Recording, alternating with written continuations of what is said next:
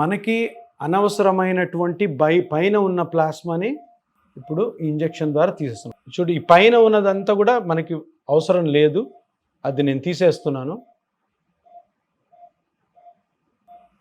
So ఇదంతా అనవసరమైన plasma అనమాట.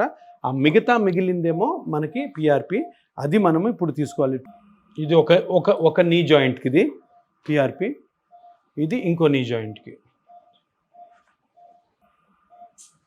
ఇది ఇంకొక నీలోకి పిఆర్పి. అంటే 2 తీసుకున్నాం మనము, చూసారా? ఇది లెఫ్ట్ దానికి, ఇది రైట్ దానికి, దేంట్లో ఇది ఏదైనా వేసుకోవచ్చు. సో దీన్ని ఈక్వల్గా డివైడ్ చేసి మనం నీ జాయింట్లో ఇంజెక్ట్ చేయాలన్నమాట. ఇప్పుడు ఫస్ట్ లెఫ్ట్ దానిలో ఇంజెక్ట్ చేస్తున్నాను. పిఆర్పి అమ్మ నీ రక్తంలోంచి తీసినది. దీంట్లో కణాలు ఉంటాయి, ఈ కణాలే నీకు అడిగిపోయిన గుజ్జుని పెంచుతాయి నెమ్మదిగా. ఇప్పుడు వరి మొలకలు వేస్తే మొలకలు అవుతాయి కదా, అట్లాగా ఒక 3 నెలలు పడుతుంది, స్లోగా పెరుగుతుంది.